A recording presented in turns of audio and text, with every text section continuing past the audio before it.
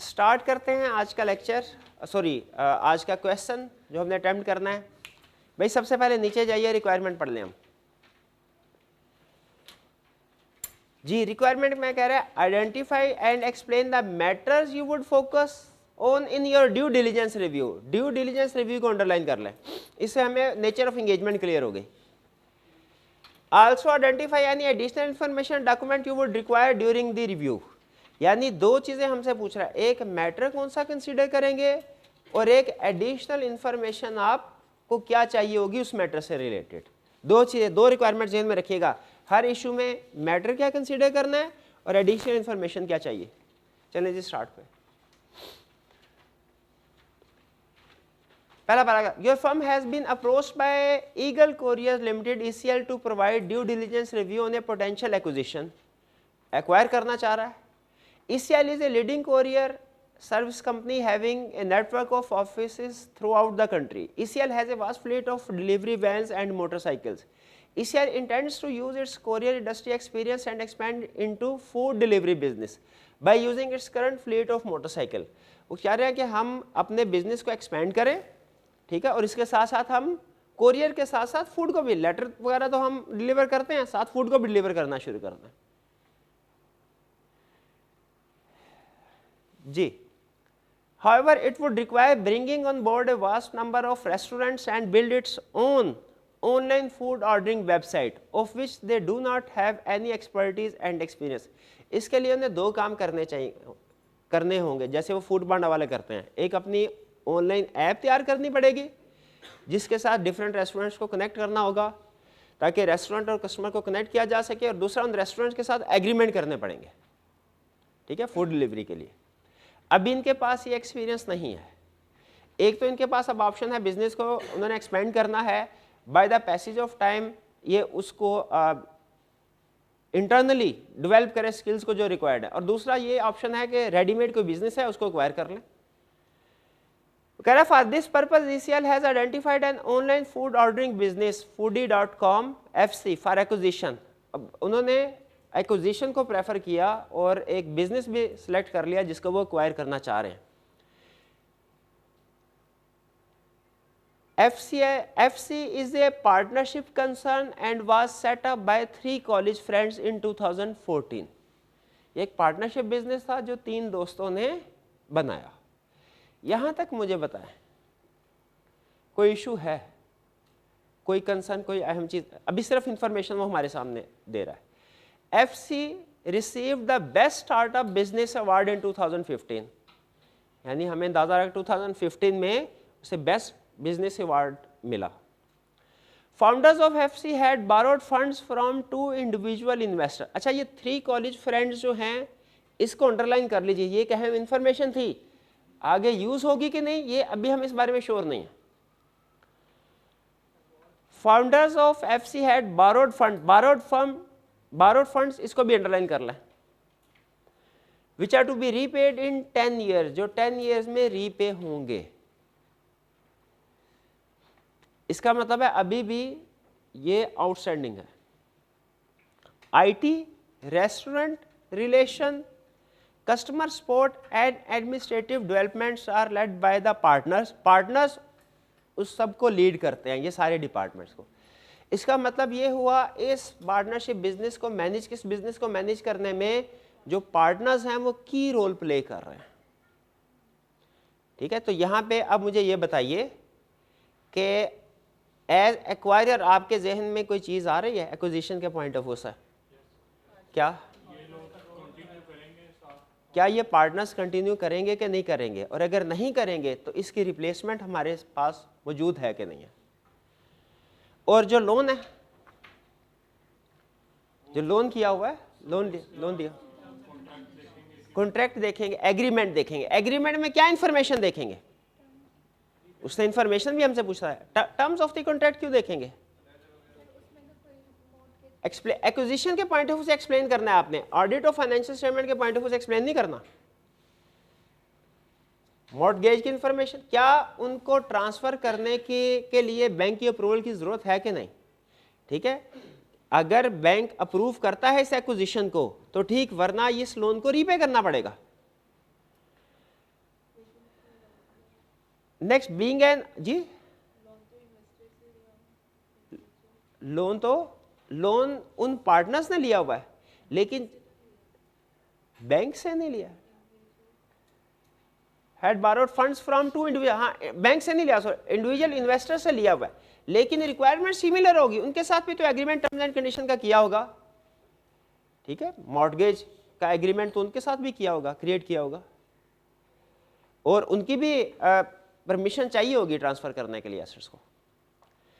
Being an online service business, the only major assets of FC are a fleet of motorcycle obtained on an operating lease of 5 years and computers.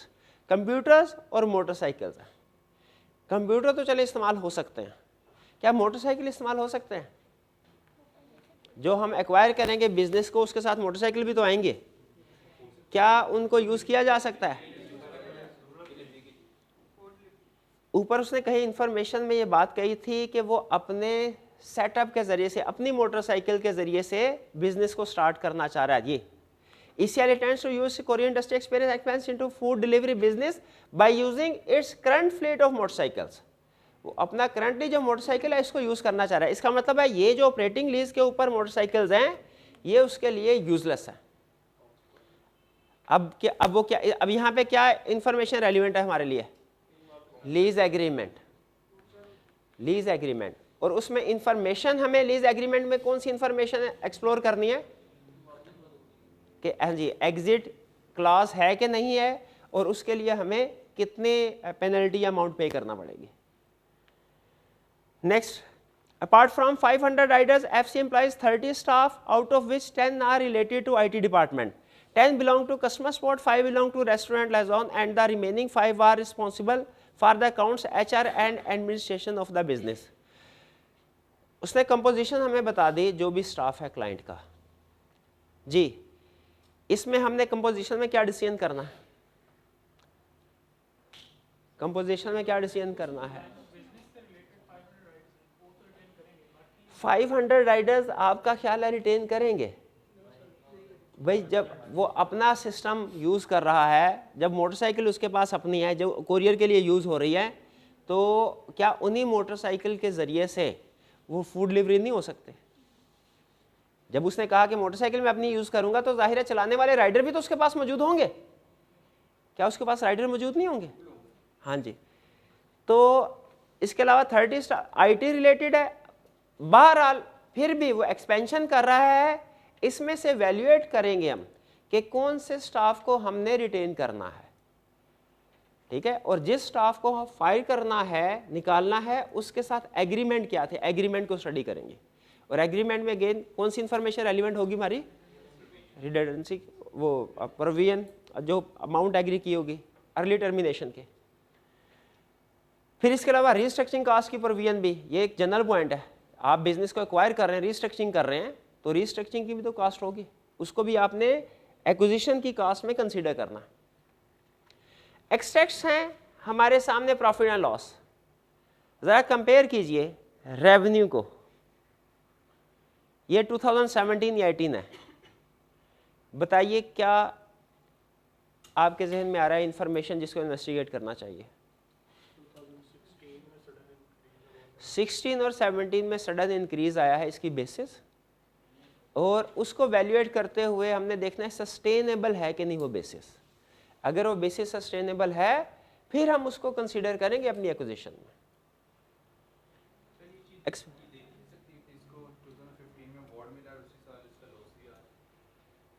2015 में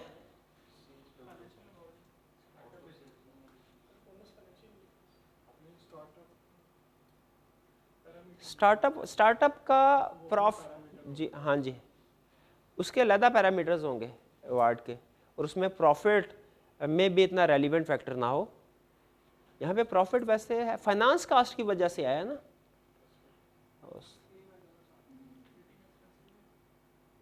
नहीं वो पहले साल में तो loss ज़्यादा है, वो तो रिकवरी कर रहा है, ऐसे नहीं है। हाँ नहीं, स्टार्ट बिजनेस के स्टार्ट में लॉस होता है, नॉर्मल फिनोमिना है, ये कोई अब नॉर्मल सिचुएशन नहीं है। रेवेन्यू की सस्टेनेबल ग्रोथ इंश्योर कर ली। फाइनेंस कॉस्ट, ऑपरेटिंग एक्सपेंसेस में कोई प्रॉब्लम?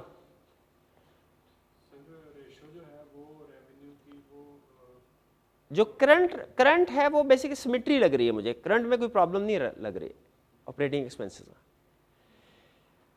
हाँ, फाइनेंस कॉस्ट में पिछले 2 सालों में फाइनेंस कॉस्ट इंक्रीज हुई है, इसका मतलब है कि बोरोइंग ज़्यादा की गई है, ठीक है। हाँ जी, तो बोरोइंग एग्रीमेंट्स जो हैं वो हमने ऊपर भी डिस्कशन में उसने पैराग्राफ फॉर्म में जब हमारे साथ शेयर किया था कि 2 इंडिविजुअल से बोरोइंग की गई है। तो यहाँ पे हम इवैल्यूएट करेंगे कि क्या करंटली यही 2 इंडिविजुअल्स हैं, किसी कहीं ऐसा तो नहीं कि किसी नई पार्टी के साथ एग्रीमेंट कर लिया हो, और अगर यही 2 हैं तो इनका प्रोसीजर हम ऊपर कवर कर चुके हैं कि इनका एग्रीमेंट स्टडी करेंगे परमिशन वाला और डेट कोवेनेंट की रिक्वायरमेंट्स के लिए। जी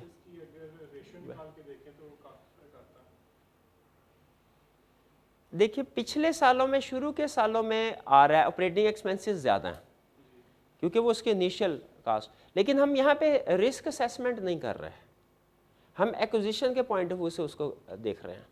ऑपरेटिंग एक्सपेंसेस, अगर आपको लग रहा है कि ऑपरेटिंग एक्सपेंसेस ज़्यादा हैं तो आप इसका कॉस्ट कंपोनेंट देख सकते हैं क्या क्या है।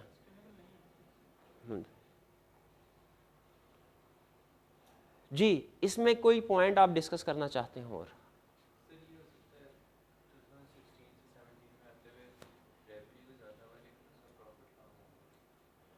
2016 और 17 में रेवेन्यू ज़्यादा हुआ है लेकिन इसका प्रॉफिट कम हो गया। उसकी रीज़न फाइनेंस कॉस्ट भी कम है, लीज रेंटल्स हैं, यानी इससे इंडिकेशन मिल रही है कि ज़रूरत से ज़्यादा उसने लीज एग्रीमेंट कर लिए हैं मोटर बाइसिकल्स के, इस वजह से लॉस होगा। और वो हम हैर उसको क्विट कर रहे हैं क्योंकि एक्वायरर कंपनी को इन मोटरसाइकिल्स की ज़रूरत नहीं है। जी, और कोई क्वेश्चन?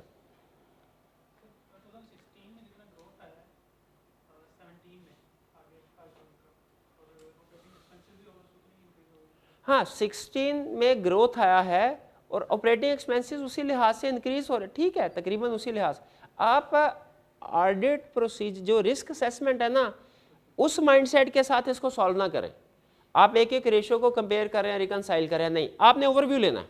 और ओवरव्यू क्या है कि सेल जो है वो सिग्निफिकेंट इंक्रीज हुई है, इसमें ऑपरेटिंग एक्सपेंसेस में पिछले 1-2 सालों में कोई इंक्रीमेंट, कोई मेजर वेरिएशन नहीं है, और जो वेरिएशन आ रही है वो रेवेन्यू के साथ कंसिस्टेंट है।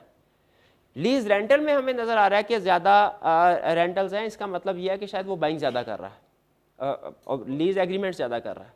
और फाइनेंस कास्ट में इंक्रीज़ है। फाइनेंस कास्ट में बड़े जो हमारी डिस्कशन के पॉइंट होंगे वो एक रेवेन्यू और एक फाइनेंस कास्ट है, इसमें सिग्निफिकेंट इंक्रीज है। हाँ जी, वो डॉक्यूमेंट्स हमने डिस्कस किए, जैसे लोन एग्रीमेंट है, जैसे लीज एग्रीमेंट है, जैसे वो एम्प्लॉइज़ के साथ कॉन्ट्रैक्ट्स हैं, ठीक है, इनको हम एग्जामिन करेंगे। इसमें नहीं कैफ नहीं भाई, ओ सॉरी, वो गलती होगी, कैफ लेवल नहीं है, सी फैप लेवल है। समर 2000 टाइपिंग करते हुए उन्होंने कैफ 3 लेवल लिख दिया, ये बेसिकली सी फैप का ही है और समर 2018 का है। हाँ जी, चलिए जी, ये हमारा क्वेश्चन था ड्यू डिलीजेंस का। इसके अलावा ड्यू डिलीजेंस का एक और क्वेश्चन इसके बाद ICAP ने टेस्ट किया है, वो आपने अटैम्प्ट करना है, ठीक है, उसको अपनी होम असाइनमेंट समझिए। जी, ये टॉपिक हम यहाँ पे एंड करते हैं, इसके बाद अपने नेक्स्ट स्टैंडर्ड की तरफ चलते हैं। एंडिंग के ऊपर ज़्यादा टाइम लगा रहा हूँ ताकि आप, एक तो आपके सामने जब कोई स्टेटमेंट आए तो वो बेसिकली नॉन फाइनेंशियल इन्फॉर्मेशन की होगी, तो फ़ौरन आप घबराना जाए कि ये नॉन फाइनेंशियल इन्फॉर्मेशन है, मैंने इसको कैसे वेरीफाई करना है। उसके लिए हमारा स्टैंडर्ड है 3000, ठीक है, आप पहचान सके 3000 में, और फिर उसकी वेरिफिकेशन के प्रोसीजर्स क्या होंगे ये भी हम डिस्कस करेंगे। जी, एश्योरेंस एंगेजमेंट, ये सिंपल एश्योरेंस एंगेजमेंट की डेफिनेशन है, हमने पढ़ी हुई है पहले, वो कैफ में स्टार्ट में पहले दूसरे चैप्टर में यही पढ़ते हैं। Assurance 3 elements of assurance engagement, 5 elements, 3 party relationship, subject matter, suitable criteria, evidence, written assurance report. इसके ऊपर मैं टाइम ज़ाया नहीं कर रहा, आगे चलें। टाइप्स ऑफ एश्योरेंस, 2 तरह से एश्योरेंस एंगेजमेंट्स को क्लासीफाई किया जाता है, एक रीजनेबल एश्योरेंस या लिमिटेड एश्योरेंस। एक क्लासिफिकेशन ये है, आपको पता है एश्योरेंस एंगेजमेंट 2 तरह की है, रीजनेबल और अच्छा बताइए, ISA 3000 में जब क्लाइंट हमें कोई भी नॉन फाइनेंशियल इंफॉर्मेशन दे के कहेगा इस पे एश्योरेंस प्रोवाइड करो, हम रीजनेबल एश्योरेंस प्रोवाइड कर सकते हैं कि लिमिटेड? कि दोनों? इस स्टैंडर्ड में दोनों तरह की एंगेजमेंट कवर होती है। यानी हम जिस तरह फाइनेंशियल इंफॉर्मेशन पे रीजनेबल एश्योरेंस भी दी जाती है, ऑडिट का केस, लिमिटेड एश्योरेंस भी दी जाती है, रिव्यू का केस, उसी तरह नॉन फाइनेंशियल इंफॉर्मेशन पे रीजनेबल एश्योरेंस भी प्रोवाइड की जा सकती है और लिमिटेड एश्योरेंस भी प्रोवाइड की जा सकती है। दोनों जी, हाँ जी, सर्टिफिकेशन बेसिकली यही चीज़ है। नहीं, वो क्लाइंट हमसे पूछे, क्लाइंट की मर्जी है, क्लाइंट बताएगा कि उसे रीजनेबल एश्योरेंस चाहिए या कि लिमिटेड एश्योरेंस चाहिए। अगर कंप्लायंस रिपोर्टिंग है तो रेगुलेटर ने बताया होगा कि रीजनेबल एश्योरेंस ऑब्टेन करें। अगर कंप्लायंस रिपोर्टिंग नहीं है, KPIs के ऊपर हम रिपोर्ट दे रहे हैं, corporate social responsibility company present करिए, तो फिर वो कंपनी मैनेजमेंट हमें बताएगी कि रीजनेबल एश्योरेंस चाहिए उन्हें या लिमिटेड एश्योरेंस चाहिए। तो ये जहन में रखिएगा, ISA ये अहम चीज़ थी, ISA 3000 में रीजनेबल एश्योरेंस भी हम परफॉर्म कर सकते हैं और लिमिटेड एश्योरेंस एंगेजमेंट दोनों तरह की परफॉर्म कर सकते हैं। फिर इसके बाद एक कंसेप्ट है टेस्टेशन एंगेजमेंट और डायरेक्ट एंगेजमेंट। ये एक कंसेप्ट मैं आपको बता देता हूँ सिंपल, टेस्टेशन एंगेजमेंट और डायरेक्ट एंगेजमेंट में क्या फ़र्क है। आगे चलिए ज़रा, नेक्स्ट पेज पे डिफरेंस उसने बताया होगा। एक एग्जाम्पल ज़रा समझिएगा। पहले मैंने ये कहा कि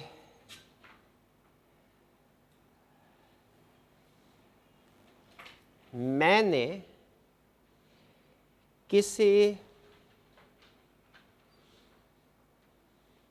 लीगल रिक्वायरमेंट को कंप्लाई किया,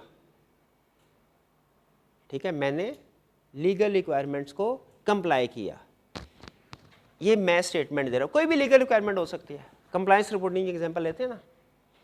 मैंने ये स्टेटमेंट दी, स्टेटमेंट मेरी क्या है कि मैंने, मिस्टर ए ने लीगल रिक्वायरमेंट्स को कंप्लाई किया।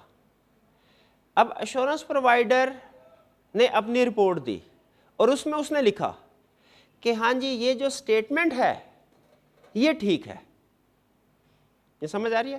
पहली ऑप्शन ये, मैंने एक स्टेटमेंट दी और मेरे एश्योरेंस प्रोवाइडर ने कहा कि ये स्टेटमेंट ठीक है, ये साइड पे कर ले।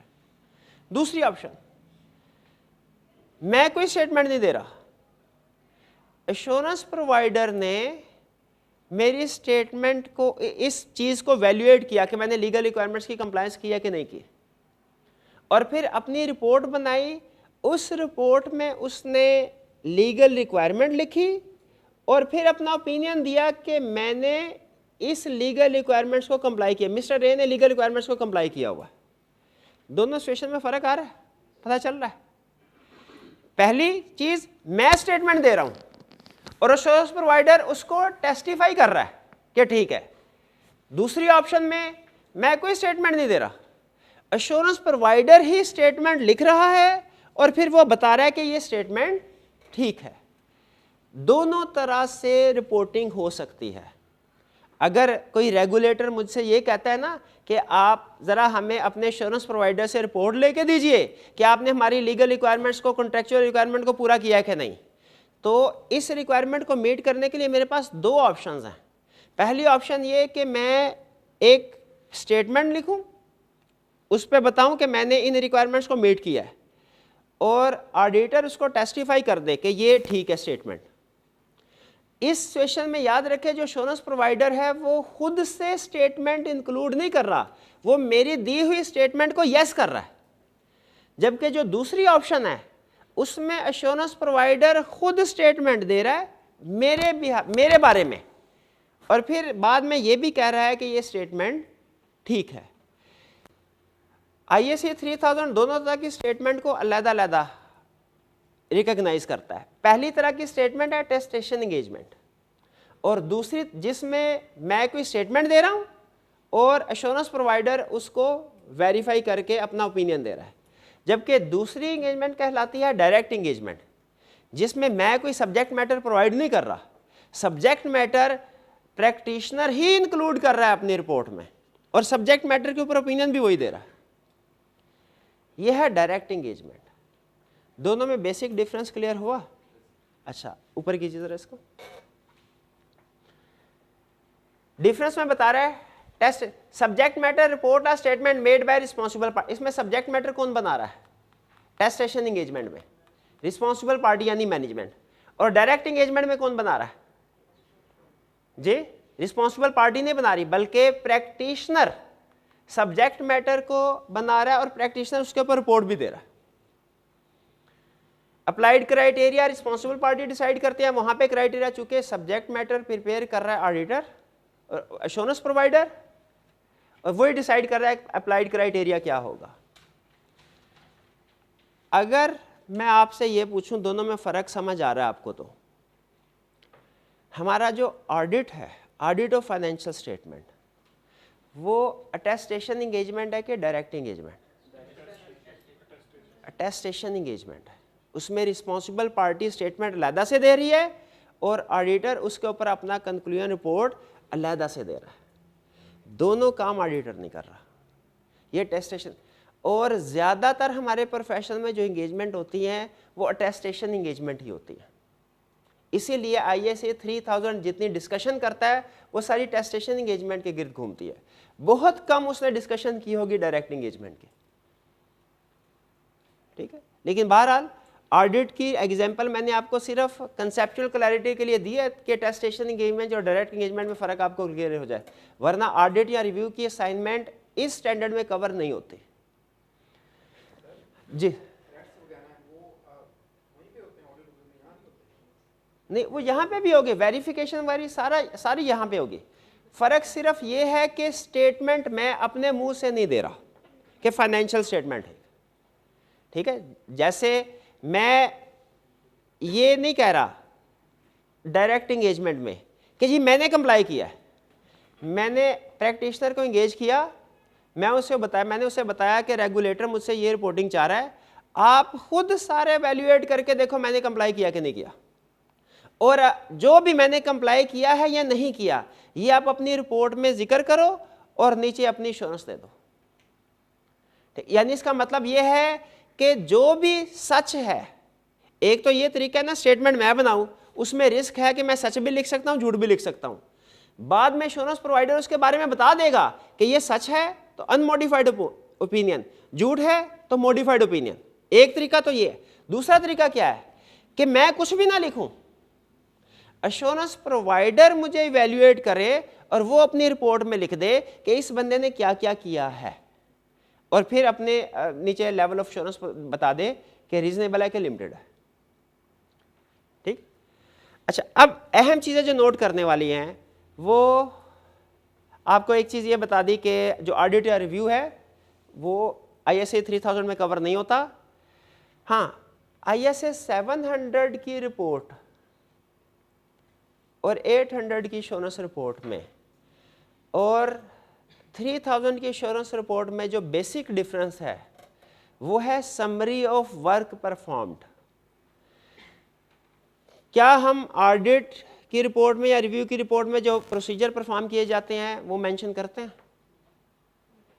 मेंशन नहीं, हाँ की ऑडिट मैटर मेंशन करते हैं, लेकिन वो सिर्फ होते हैं जो मोस्ट सिग्निफिकेंट प्रोसीजर्स हो।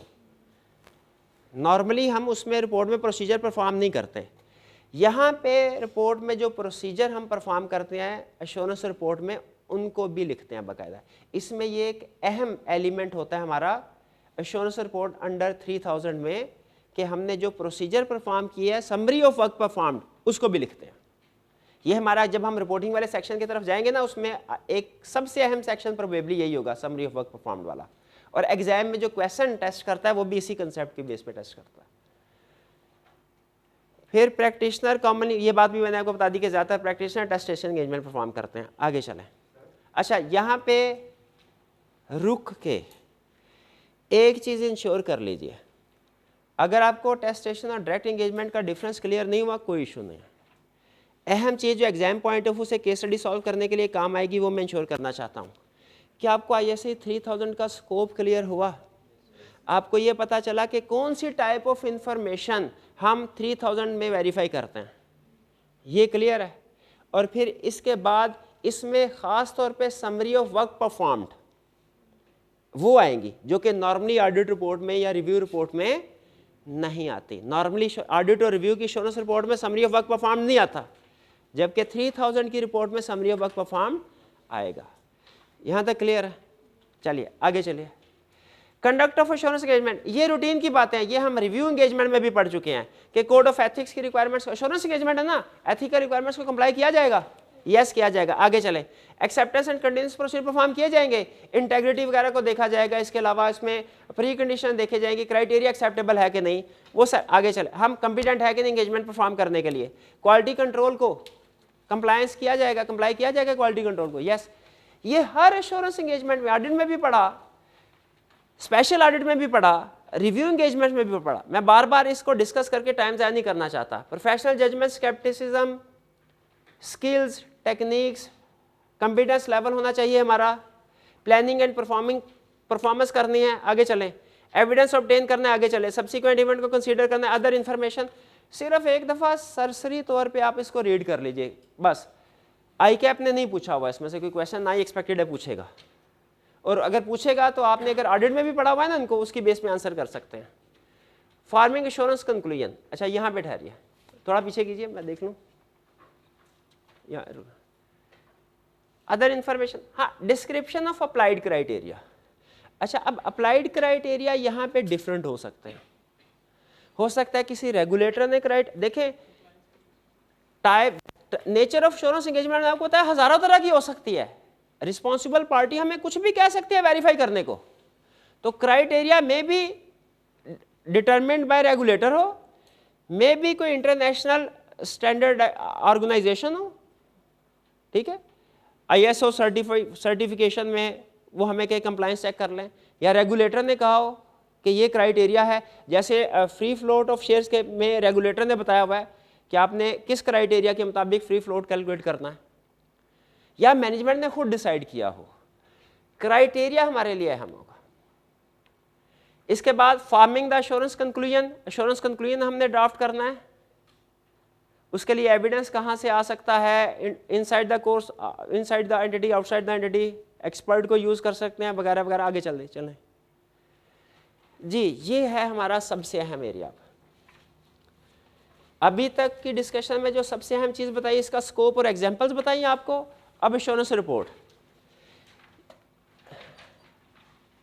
कोई भी नॉन फाइनेंशियल इंफॉर्मेशन वेरीफाई कर रहे हैं, वेरीफाई कर लिया, अब हमने उसकी एश्योरेंस रिपोर्ट बतानी है, टाइटल होगा, एड्रेस ही होगा, identification and description of subject matter information and level of assurance obtained by practitioner.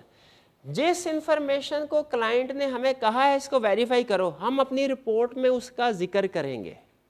अब इसमें दो ऑप्शंस होती हैं, प्रैक्टिस में दो तरह की प्रैक्टिस है। एक ये कि जिस भी इंफॉर्मेशन को आप यूज कर रहे हैं आप उसे अपनी रिपोर्ट का हिस्सा बना लें, और दूसरी प्रैक्टिस ये है कि उसे रिपोर्ट का हिस्सा ना बनाएं लेकिन रेफरेंस दे दें कि वो इन्फॉर्मेशन किस जगह पे अवेलेबल है। नॉर्मली क्लाइंट की वेबसाइट पे अवेलेबल होती है, तो आप यहाँ पे उस सब्जेक्ट मैटर को जिसको आपने वेरीफाई किया, जो नॉन फाइनेंशियल इंफॉर्मेशन, वो आप बता देते हैं कि वेबसाइट पे इस सेक्शन में पॉइंट नंबर 3, 7 और 8 ये इसके ऊपर हम एश्योरेंस प्रोवाइड कर रहे हैं, और कौन सी टाइप ऑफ एश्योरेंस प्रोवाइड कर रहे हैं, रीजनेबल या लिमिटेड, वो भी यहाँ पे लिख देते हैं। ये बात समझ आई?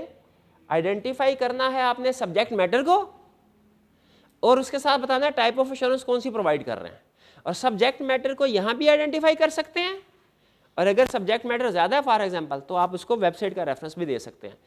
एक और प्रैक्टिस भी है, उसके साथ अटैच कर दिया, ठीक है। कुछ जगहों पे एश्योरेंस एंगेजमेंट, एश्योरेंस रिपोर्ट जो है प्रैक्टिशनर ने उस एश्योरेंस रिपोर्ट के साथ अटैच कर दिया मैनेजमेंट की स्टेटमेंट या असर्शंस को। और अगर आपको याद हो तो ISA 700 भी इनको रेफर करता है आइटर रिस्पॉन्सिबिलिटी के कंटेक्स्ट में। आपको याद है आइटर की रिस्पॉन्सिबिलिटी आप रिपोर्ट में भी लिख सकते हैं, अपेंडिक्स के तौर पे अटैच भी कर सकते हैं, वेबसाइट का रेफरेंस भी दे सकते हैं। वही कंसेप्ट यहाँ पे भी है। आप जो जिन KPIs के ऊपर ओपिनियन दे रहे हैं उन KPIs को अपने स्कोप में भी लिख सकते हैं, यहाँ पे रिपोर्ट के अंदर साथ अटैच कर सकते हैं रिपोर्ट के, या वेबसाइट का रेफरेंस दे सकते हैं। आगे चलें, आइडेंटिफिकेशन ऑफ क्राइटेरिया। क्राइटेरिया कौन सा? क्योंकि क्राइटेरिया मैंने आपको बताया रेगुलेटर की तरफ से भी हो सकता है, किसी इंटरनेशनल ऑर्गेनाइजेशन की तरफ से भी हो सकता है। समटाइम हमारा कोई मेजर कस्टमर या सप्लायर भी हमें कह सकता है कि जी मैं आपसे चीज़ें खरीदूंगा लेकिन इस शर्त पे कि आप मिनिमम इस क्राइटेरिया को मीट करेंगे, या मैनेजमेंट की अपनी की तरफ से भी बनाया हुआ क्राइटेरिया हो सकता है। जो भी क्राइटेरिया आपने वहाँ पे मेंशन कर देना क्या क्राइटेरिया है और किसने डेवलप किया है। Description of significant inherent limitation, हाँ लिमिटेशन भी लिख देंगे। जो नॉन फाइनेंशियल इंफॉर्मेशन की वेरिफिकेशन होती है ना, ये इसमें इनहेरेंट लिमिटेशंस ज़्यादा होती हैं, इसको वेरीफाई करना ज़्यादा मुश्किल होता है। क्योंकि फाइनेंशियल्स की वेरिफिकेशन आसान है, फाइनेंशियल्स की वेरिफिकेशन में सपोर्टिंग डॉक्यूमेंट्स आसानी के साथ अवेलेबल होती हैं। नॉन फाइनेंशियल इंफॉर्मेशन की वेरिफिकेशन जो है इसमें नॉर्मली क्वालिटेटिव चीज़ें भी कंसीडर की जाती हैं, सिर्फ क्वांटिटेटिव डाटा इन्वॉल्व नहीं होता। फाइनेंशियल की वेरिफिकेशन में सिर्फ क्वांटिटेटिव डाटा इन्वॉल्व है, नॉन फाइनेंशियल की वेरिफिकेशन में क्वांटिटेटिव के साथ साथ हो सकता है क्वालिटेटिव डाटा भी हो। जी, तो कह रहा है कि अगर आपकी इस एंगेजमेंट में कोई लिमिटेशन है आप उसका जिक्र कर दें। जैसे आपको, अच्छा मुझे ये बताइए, हमने 3402 पढ़ा था, 3402 कौन सी एंगेजमेंट थी? रिपोर्ट और कंट्रोल्स इन सर्विस ऑर्गेनाइजेशन। उसमें एक, क्या उसके ऊपर 3000 अप्लाई होता है? बिल्कुल होता है, शाबाश। हालांकि उसका अपना अलग 3402 स्टैंडर्ड है, लेकिन मैं आपको बताया था कि ऑडिटर रिव्यू के अलावा हर एश्योरेंस एंगेजमेंट के ऊपर 3000 भी अप्लाई होता है, चाहे उसका अपना अलग से स्टैंडर्ड हो चाहे ना हो। उसमें हम एक लिमिटेशन का जिक्र करते थे कि ये कंट्रोल्स हो सकता है फ्यूचर में इफेक्टिवली ऑपरेट ना हो रहे हो। लिमिटेशन यही इसकी एग्जांपल दे रहा है कि आपने अपनी 3000 की एश्योरेंस एंगेजमेंट में लिमिटेशन को भी डिस्कस करना है, जो भी आप मुनासिब समझते हो यूजर्स को बता देना। Restriction and distribution of report, अगर एंगेजमेंट स्पेसिफिक पर्पस के लिए रिस्ट्रिक्शंस की जा सकती है, बिल्कुल की जा सकती है। जैसे अगर रेगुलेटर्स के लिए सिर्फ, तो वो आम यूजर के लिए तो नहीं होगी, उसकी डिस्ट्रीब्यूशन को रिस्ट्रिक्ट कर सकते हैं हम। Describe who is responsible party, responsibility, practitioner की रिस्पॉन्सिबिलिटी और मैनेजमेंट की रिस्पॉन्सिबिलिटी यूजुअल।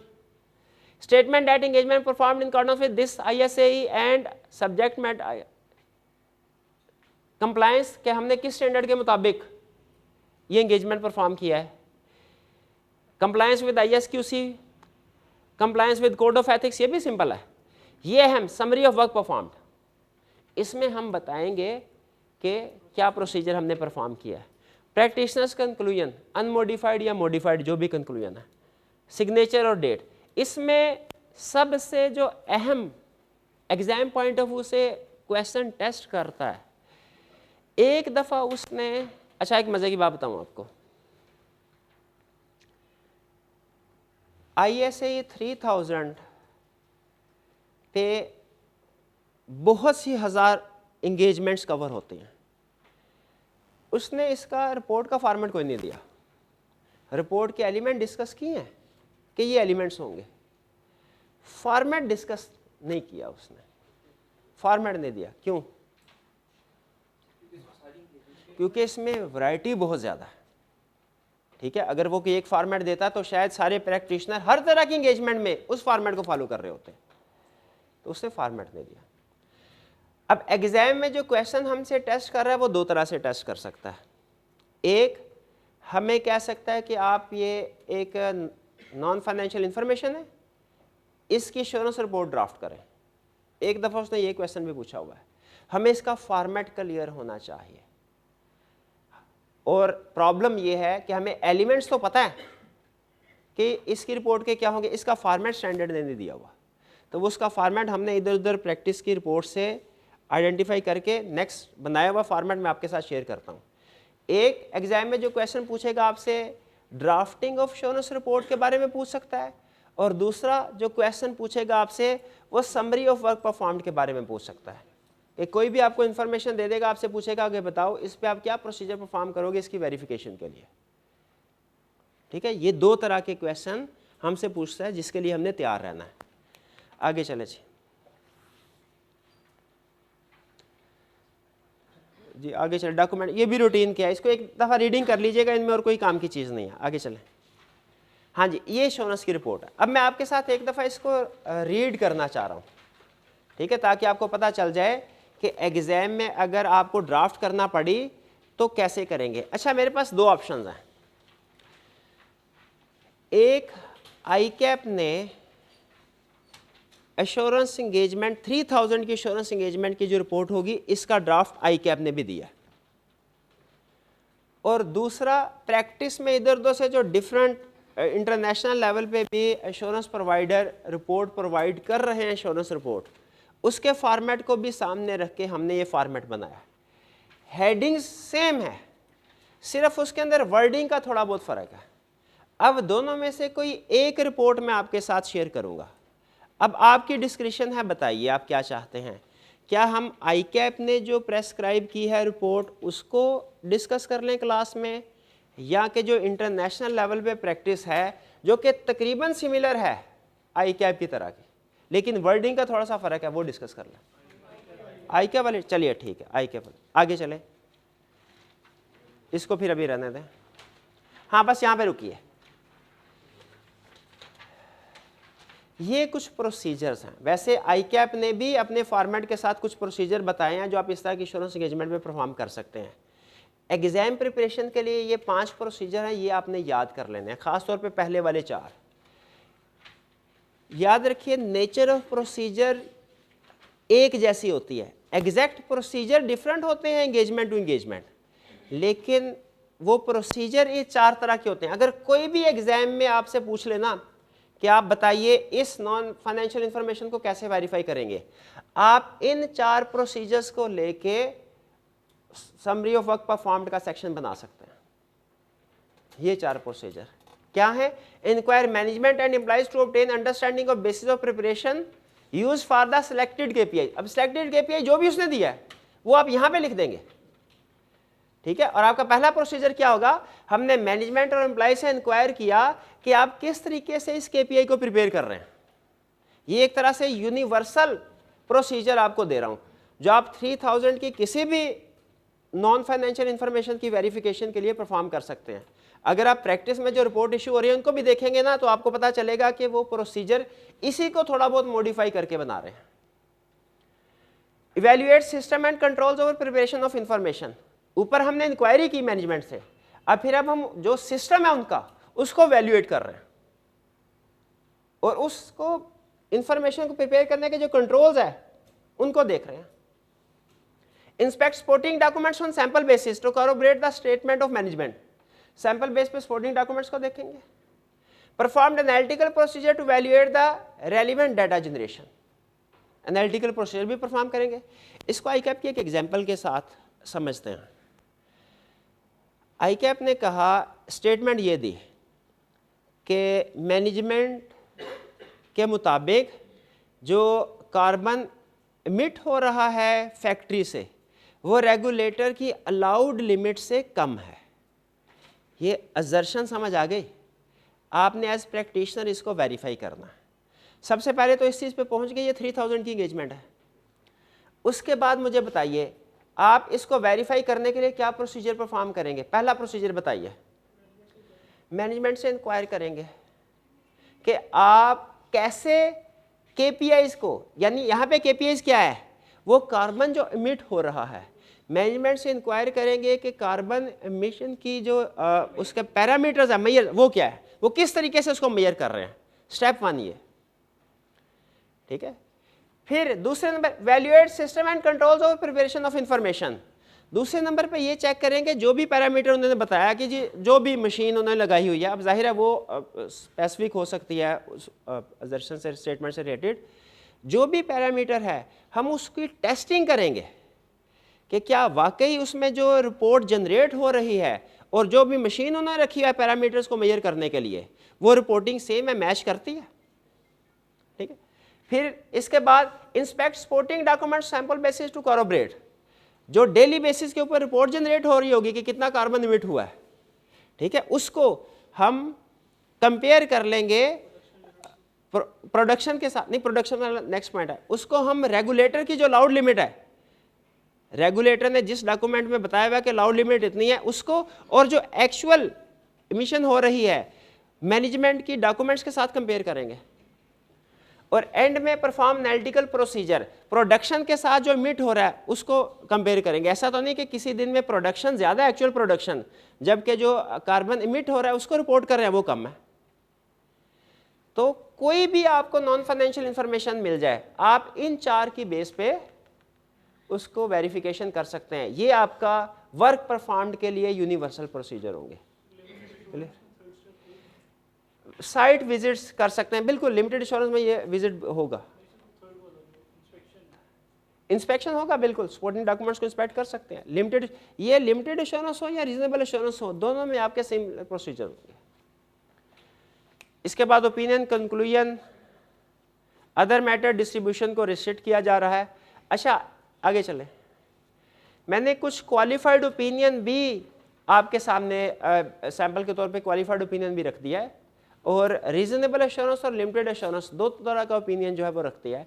आपने इनकी रीडिंग, टाइप ऑफ ओपिनियन की रीडिंग कर लेनी है, ताकि एग्जाम में फर्स्ट कीजिए अगर आपको ड्राफ्टिंग के लिए कहता है, रीजनेबल एश्योरेंस की ड्राफ्टिंग के लिए कहता है वो भी कर सकें, लिमिटेड एश्योरेंस की ड्राफ्टिंग भी कर सकें, और अनमोडिफाइड और क्वालिफाइड ओपिनियन इसकी भी ड्राफ्टिंग कर सकें। ठीक है जी। अच्छा ये था हमारा स्टैंडर्ड, यहाँ पे स्टैंडर्ड क्लोज हो गया।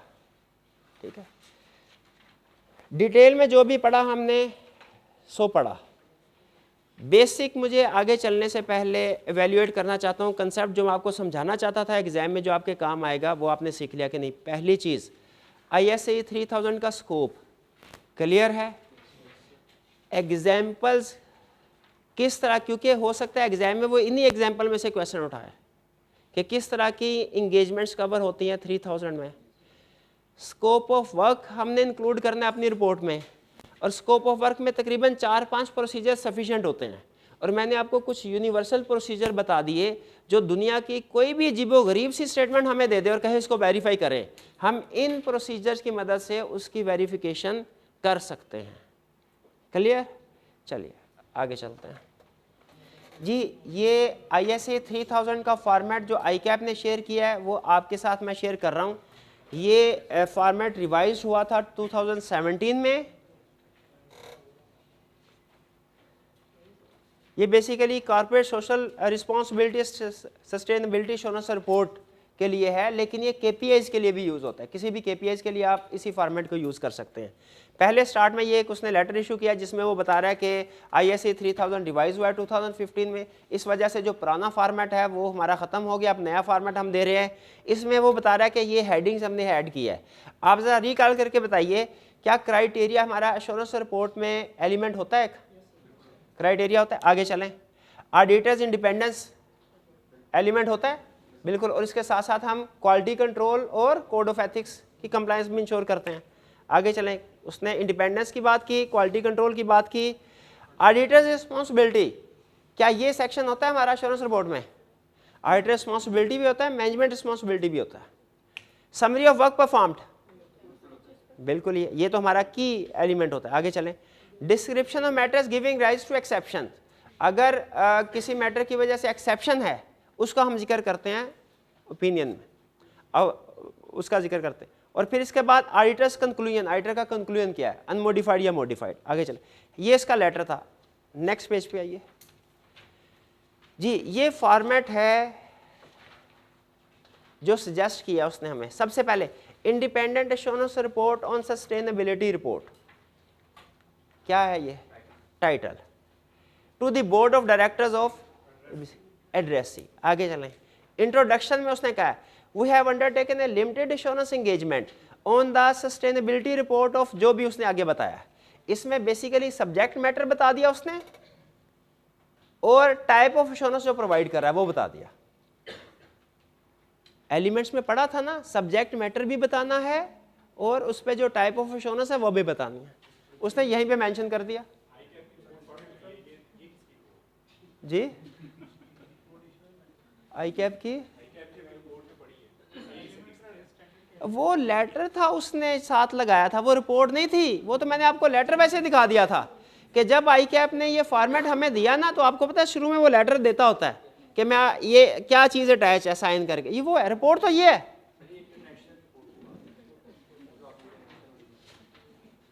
नहीं, बात समझ आई कि नहीं आई? आपका क्वेश्चन क्या था भाई? बैक साइड पे बैक चलें। ये कह रहे हैं ये रिपोर्ट नहीं है, ये लेटर है उसका आई कैप का, कि हम क्यों ये नया फॉर्मेट आपको दे रहे हैं, पहले कोई और फॉर्मेट होता था ना। आगे चलें भाई, इंट्रोडक्शन के बाद criteria used by company to prepare sustainability report is, जो भी क्राइटेरिया है वो आप यहाँ पे मेंशन कर दें। आगे चलें ऊपर, management responsibility, companies management is responsible for preparation of sustainability report in accordance with criteria. This responsibility to design, implement, and internal control relevant to preparation of sustainability report that is free from material misstatement whether due to fraud or error। ये उसने हमें management response, जिस तरीके से वो financial statement को describe करता था उसी तरीके से। लिमिटेशंस बता देंगे अगर हमारी इंगेजमेंट की कोई लिमिटेशन है। इंडिपेंडेंस एंड क्वालिटी कंट्रोल, ये पैराग्राफ आ गया, एक minute Hare. We have complied with independence and other ethical requirements of the Code of Ethics Chartered Accountant issued by ICAP। ठीक है, ये Code of Ethics के साथ compliance उसने बता दी, which is founded on fundamental principle of integrity, objectivity। आगे बता रहा है कि इसमें integrity of 5 fundamental principles को डिस्कस किया गया। Firm applies international standard ISQC1। अब ये इंडिपेंडेंस, ऊपर इंडिपेंडेंस और एथिकल रिक्वायरमेंट्स की कंप्लायंस शो करवा रहा था, नीचे क्वालिटी कंट्रोल के साथ, कि firm applies ISQC1 quality control for firms that perform audit and review of historical financial firm and other assurance and related services engagements. ठीक है, इसका मतलब है ISQC1 जो है वो ऑडिट, रिव्यू और अदर एश्योरेंस एंगेजमेंट्स पे भी अप्लाई होता है। And accordingly, firm maintains a comprehensive system of quality control, including documented policy and procedure regarding compliance with ethical requirements, professional standards, and applicable legal and regulatory requirements। आगे चले, compliance की बात कर ली। Our responsibility and summary of work performed। अच्छा, इसमें कोई problem नहीं है, इकट्ठा होने में कोई प्रॉब्लम नहीं, ऊपर नीचे होने में कोई प्रॉब्लम नहीं। देखिए, जब स्टैंडर्ड ने हमें फॉर्मेट ऑफ रिपोर्ट ही नहीं दिया तो हमारे पास इसका मतलब लिबर्टी आ गई। जो उसने इंफॉर्मेशन कही है वो इंफॉर्मेशन हमने पूरी करनी है रिपोर्ट में, उसकी प्रेजेंटेशन का तरीकाकार क्या होगा ये हमारी जजमेंट है। करना क्या है, कर सकते हैं, लॉजिकल उनमें डिवीजन होनी चाहिए, ठीक है, बाकी करना चाहें कर सकते हैं। जी, स्टैंडर्ड में क्लियरली ये बात नहीं लिखी हुई, ये सारा बिल्कुल स्टैंडर्ड में अगर आप एलिमेंट्स पढ़ेंगे ना, जो मैंने आपको स्टैंडर्ड में गिनवाए एलिमेंट्स, जब आप उनकी डिस्क्रिप्शन पढ़ेंगे ना, स्टैंडर्ड में तो डिटेल है, मैंने तो यहाँ पे सिर्फ आपको एलिमेंट पढ़ाए ना, बाकी फॉर्मेट में जो डिस्कशन वगैरह वो स्टैंडर्ड में मौजूद है, ये सारी डिस्कशन भी स्टैंडर्ड में मौजूद है। ICAP ने भी जाहिर है वो घर बैठ के तो नहीं बना लिया ये रिपोर्ट का फॉर्मेट, उसने ISA 3000 को सामने रखा है, थोड़ा बहुत चेंज किया उसने, वरना ये सारी अगर आप देखेंगे कंपेयर करेंगे ICAP की रिपोर्ट और जो हमारी ISA वाली मैंने रिपोर्ट बनाई है, ठीक है, वो स्टैंडर्ड में नहीं है, लेकिन मैंने इंटरनेशनल रिपोर्ट्स को सामने रख के कंसल्ट करके उसका फॉर्मेट प्रिपेयर किया है, उनमें आपको बहुत ज़्यादा फर्क नज़र नहीं आएगा। जी, कहाँ पे थे, रिस्पॉन्सिबिलिटी। हाँ, our responsibility to express a limited assurance conclusion the sustainability report based on the procedure we have performed and their evidence we have obtained. We conducted our limited assurance engagement in accordance with ISA 3000, assurance engagement का नाम दे दिया उसने, issued by International Auditing and Assurance Standard Board. This standard requires that we plan and perform this engagement to obtain limited assurance about whether sustainability report is free from material misstatement. यहाँ तक उसने क्या बताया भला, हमारी responsibility के limited, जिस तरह वो ऑडिट में बताया करते थे ना, to obtain reasonable assurance whether financial statement free from material misstatement वगैरह वगैरह, उसी तरह यहाँ पे उसने अपनी रिस्पॉन्सिबिलिटी बता दी है, लिमिटेड एश्योरेंस की है। अगर रीजनेबल एश्योरेंस प्रोवाइड कर रहे हो तो रीजनेबल एश्योरेंस लिख देंगे यहाँ पे word. Limited assurance engagement involve assessing suitability in the circumstances of company's use of criteria as the basis for the preparation of sustainability report, assessing the risk of material misstatement, routine की बात कर रहा है। A limited assurance engagement is substantially less in scope than a reasonable assurance engagement in relation to both the risk assessment procedure, including routine की बात कर रहा है। Procedure formed in limited assurance engagement vary in nature and timing from and are less in extent than for a reasonable assurance। Limited और reasonable का फर्क बता रहा है इसमें। अगर reasonable assurance engagement होगी तो फिर ये वाली statements हम include नहीं करेंगे, ये आपको पता है हम लिमिटेड एश्योरेंस एंगेजमेंट में इंक्लूड करते हैं। रिव्यू एंगेजमेंट के फॉर्मेट का भी अगर आपको याद हो तो उसमें भी हम ये स्टेटमेंट इंक्लूड करते थे कि रिव्यू जो है वो सब्सटेंशियली इसमें लेस प्रोसीजर परफॉर्म किए जाते हैं, इसलिए इसमें जो कंक्लूजन दिया जाता है वो ऑडिट ओपिनियन नहीं है, उसी तरह की बात यहाँ पे कर रहा है लिमिटेड एश्योरेंस एंगेजमेंट में। आगे चलें। नहीं, बिल्कुल ऐसे नहीं ड्राफ्ट करनी। अगर रिपोर्ट हमसे पूछ लेता है, हमें इसके एलिमेंट्स याद होने चाहिए और बेसिक इन्फॉर्मेशन पता होनी चाहिए कि इस एलिमेंट में क्या डिस्कस होती है। इसमें अगर आप सिर्फ 2 लाइनें लिख दें तो वो भी चलेगा मेरी असेसमेंट के मुताबिक। अहम चीज़ जो वो देखेगा ना, वो आपसे ओपिनियन देखेगा, वो आपसे समरी ऑफ वर्क परफॉर्म देखेगा और देखेगा एलिमेंट्स आपने पूरे किए कि नहीं किए। मेरी असेसमेंट के मुताबिक ये आपके पास अंडरस्टैंडिंग होनी चाहिए, सारा रटा लगाने की ज़रूरत नहीं है। आगे चलें। फिर description of the matter giving rise to exception, जिन मैटर्स की वजह से एक्सेप्शन राइज हुई है, मॉडिफिकेशन हुई है, उनका जिक्र करेंगे। लिमिटेड एश्योरेंस कंक्लूजन, हाँ इसको पढ़ते हैं। Our conclusion has been formed on the basis of and is subject to the matters outlined in this report. We believe that the evidence we have obtained is sufficient and appropriate to provide basis for our limited assurance conclusion. और ये conclusion दे रहा है आगे वो ऊपर तो starting जी नहीं ये based on our limited assurance engagement nothing has come to our attention except for the effects of the matters reported in the paragraph. जो ऊपर पैराग्राफ, अगर कोई मॉडिफिकेशन, इसका मतलब ये है कि बेसिस फॉर मॉडिफाइड ओपिनियन उसने ऊपर कर दिया। अगर मॉडिफाइड ओपिनियन हो तो बेसिस जिस ओपिनियन मॉडिफिकेशन हो रही है वो उसने अलग डिस्क्राइब किया 7 में और 8 में कंक्लूजन दे रहा है। ये एक तरह से हमारा बेसिस फॉर मॉडिफाइड कंक्लूजन का सेक्शन है। Nothing has come to our attention that except for the matters that cause us to believe that the sustainability report is not prepared in all material aspects in accordance with the criteria। और फिर restriction and distribution, ये format clear हो गया। इसमें wording तकरीबन वही use कर रहा है जो हमने पहले पढ़ी हुई है और आप अलग नहीं, ये लिमिटेड एश्योरेंस है ना, रीजनेबल क्यों लिखेगा इसमें जी? ये रिपोर्ट है लिमिटेड एश्योरेंस की, रीजनेबल एश्योरेंस की है ही नहीं।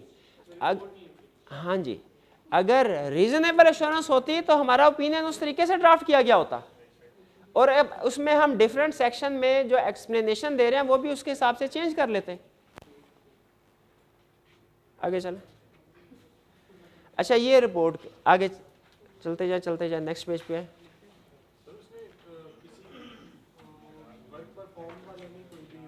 हाँ, वर्क परफॉर्म वाला नहीं लिखा। वर्क परफॉर्म वाले में उसने नोट का रेफरेंस दे दिया, वो नीचे आ रहा है।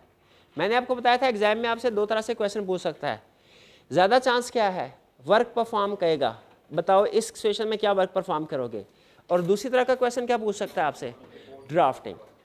ठीक है, ड्राफ्टिंग के लिए, ड्राफ्टिंग का क्वेश्चन अटेम्प्ट करने के लिए आपको क्या चाहिए, एलिमेंट्स याद होने चाहिए, प्लस कुछ रिपोर्टिंग का पता हो कि आप ओपिनियन की ड्राफ्टिंग किस तरीके से करने हैं, और समरी ऑफ वर्क परफॉर्म। दूसरा क्वेश्चन आपका समरी ऑफ वर्क परफॉर्म पे बेस कर रहा होगा। इसके लिए मैंने आपको क्या टिप दी है, 5 प्रोसीजर, और उसमें खास तौर पे जो पहले 4 प्रोसीजर है वो अहम है।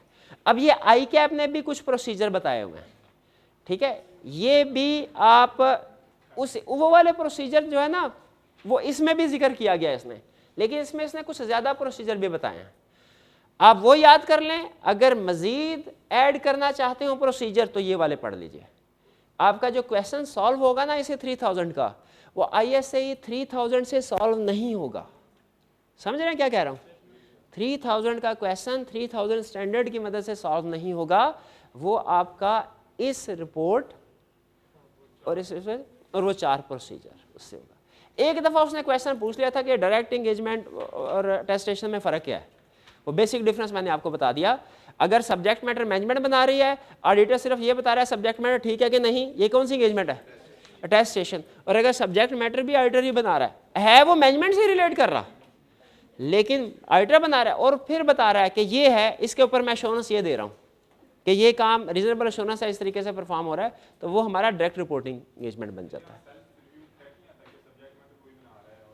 सेल्फ रिव्यू थ्रेट इसलिए नहीं आता डायरेक्ट इंगेजमेंट में कि वो प्रैक्टिशनर खुद responsible party in the sense इस तरह नहीं है कि वो डायरेक्टली उसका उससे कोई लिंक नहीं है,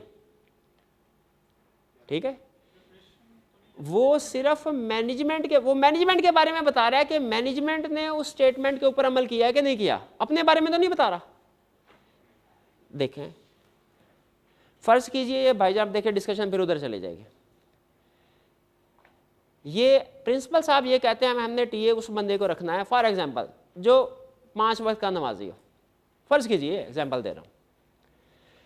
अब और अगर कोई टीए के लिए अप्लाई करना चाहता है तो किसी इंश्योरेंस प्रोवाइडर से, खुद तो हर कोई कह देगा जॉब लेने के लिए, फॉर एग्जांपल किसी इंश्योरेंस प्रोवाइडर से रिपोर्ट लेके आए। अब जो रिपोर्ट ये भाई प्रिंसिपल साहब को प्रोवाइड करेंगे वो 2 तरह की हो सकती है। पहली रिपोर्ट क्या होगी, पहला तरीका ये एक सफ़े पे लिखेंगे, सर मैंने आज 5 वक्त की नमाज अदा की, फजर की इस वक्त इस मस्जिद में, जोहर किए, असर किए, मगरिब किए, इशा किए, ठीक है। और मैं इंश्योरेंस प्रोवाइडर इनके इस स्टेटमेंट के साथ, जिस सफ़े पे स्टेटमेंट, उसके साथ अपनी इंश्योरेंस रिपोर्ट लगा दूंगा कि जी साथ में जो स्टेटमेंट लगी हुई है ना इन्होंने, ये ठीक है। एक तरीका ये कौन सी टाइप ऑफ रिपोर्ट हुई, अटेस्टेशन। दूसरा तरीका क्या है कि एश्योरेंस प्रोवाइडर खुद, मैं खुद से कह रहा हूँ कि ये इनका नाम मिस्टर ए है, ये मिस्टर ए हैं, मैं लिमिटेड एश्योरेंस प्रोवाइड करता हूँ कि इन्होंने आज के दिन में फजर, जोहर, असर, मगरिब, इशा की नमाज पढ़ी है, और नीचे साइन कर देता हूँ। इसमें जो सब्जेक्ट मैटर है किसने प्रिपेयर किया, सब्जेक्ट मैटर। देखें वो तो क्राइटेरिया ना, क्राइटेरिया उन्होंने दिया है, सब्जेक्ट मैटर प्रिपेयर किसने किया है, मैंने, और उसके ऊपर एश्योरेंस में किसने दी, मैंने। तो ये डायरेक्ट इंगेजमेंट। अब देखिए इसमें सेल्फ रिव्यू थ्रेट राइज हो रहा है, नहीं हो रहा, क्यों, क्योंकि वो जो स्टेटमेंट दी जा रही है वो मैं अपने बारे में तो नहीं दे रहा, है तो उन्हीं के बारे में, ठीक है। ये दोनों एक ही तरह की इंफॉर्मेशन है, बेसिकली पर्पस एक ही है दोनों का, लेकिन रिपोर्टिंग का तरीकाकार फर्क है।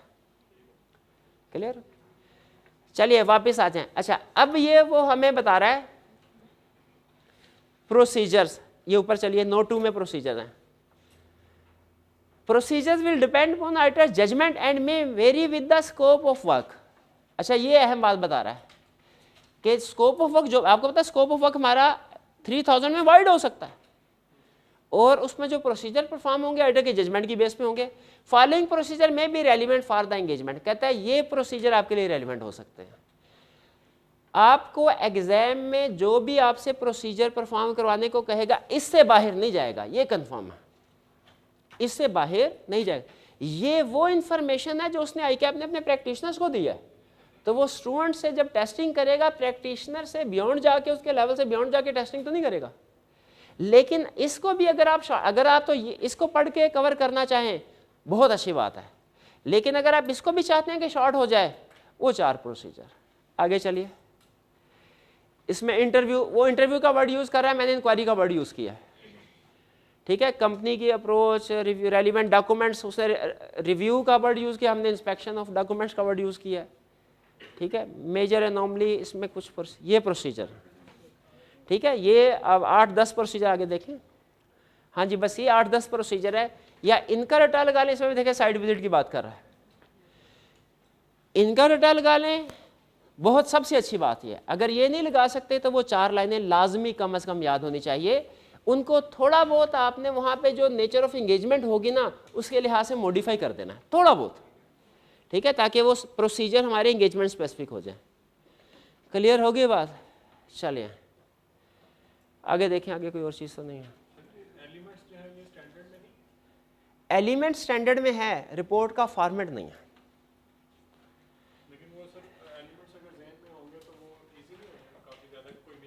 नहीं, उस एलिमेंट के अंदर आप लिखेंगे क्या, फिर एलिमेंट तो याद होगा, उसके अंदर भी इंफॉर्मेशन, वो फिर आपको पूरा स्टैंडर्ड पढ़ना पड़ता है उसके अंदर ये जानने के लिए कि क्या क्या इंफॉर्मेशन डिस्कस करेंगे।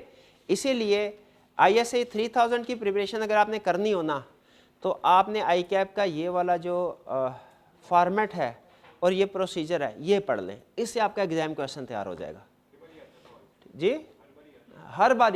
हर बारी सिर्फ आपका कोड ऑफ एथिक्स आता है और रिस्क असेसमेंट आता है, बाकी कोई भी क्वेश्चन हर बारी नहीं आता, ठीक है जी। ये था हमारा आज का। अच्छा, अब हमने पास्ट पेपर के क्वेश्चंस को अटेम्प्ट करना है ताकि हमें पता चल जाए कि हमने एग्जाम लेवल की प्रिपरेशन की है कि नहीं।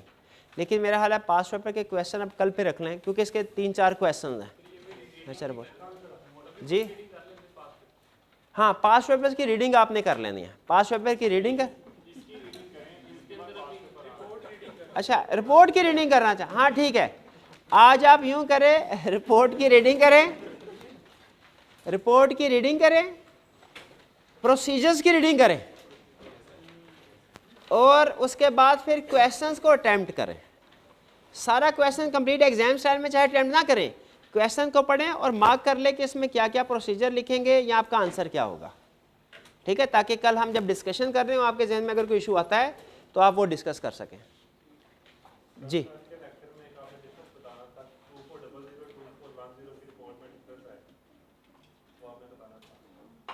24002410 में चले, तो मैंने आपको कहा था कंपेयर करना है, मैंने बताना था, इतने तुम अक्लमंद सियाना। कंपेयर किया है कि नहीं किया ये बताओ। अच्छा नहीं, चले मैं फिर आपको कल बताऊंगा वो भी कल डिस्कस करें। आज का लेक्चर यहाँ पे ख़त्म करते हैं। अल्लाह हाफिज़।